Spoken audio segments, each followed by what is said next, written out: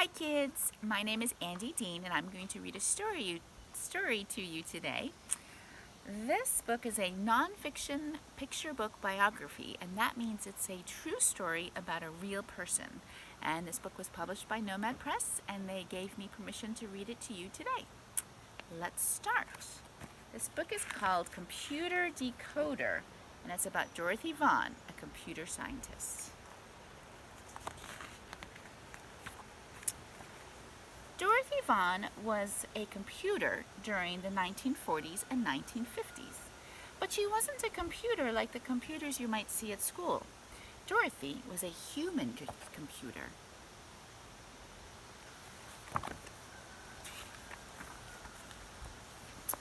She could do math very quickly, and she always figured out the right answer, even if it took a little while. Numbers made sense to Dorothy.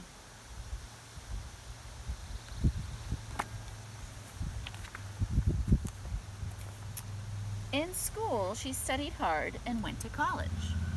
Back then, it was unusual for a woman to go to college.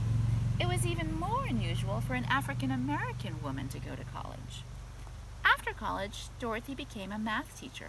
Numbers still made sense to Dorothy, but she was allowed to teach only African American children.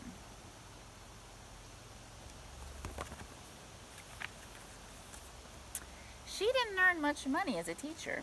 She worried about sending her own children to college. Dorothy looked for a new job that paid more money. One day, she spotted a notice on a bulletin board. The Langley Memorial Aeronautical Laboratory was hiring human computers. Dorothy applied and got the job.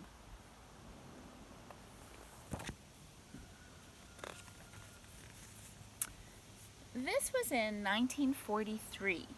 During World War II, many people worked at Langley.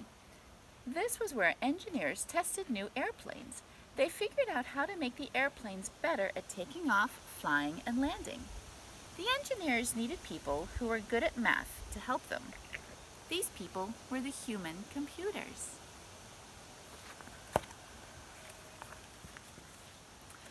Most of the human computers were women, and most of the engineers were men.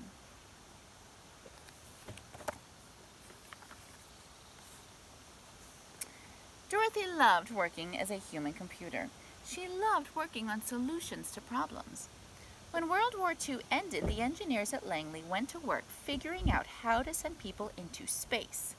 Dorothy was very excited to be part of that team.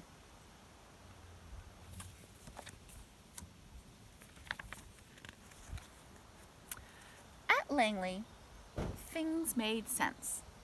But there was one thing that didn't make sense: segregation. Segregation was when black people and white people were forced to stay apart.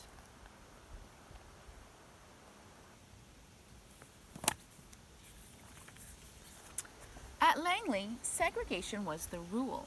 Black people and white people were made to work in different areas. African American women were on one team of computers and white women were on another team.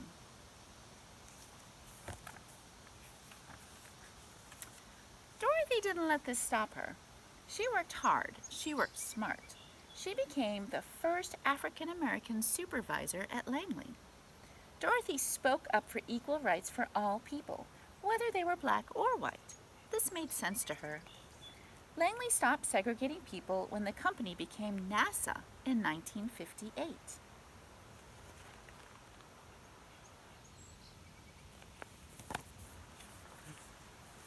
One day, Dorothy felt a strange vibration in the floorboards. Earthquake? Giant trucks? Nope.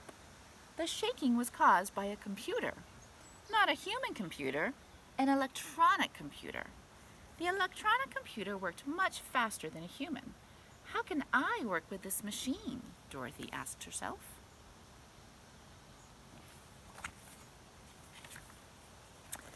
Dorothy decided to learn something new. This made sense to her. She went to classes and read books about computers and programming. Dorothy became an expert at writing computer code. She helped the other computers learn computer code too.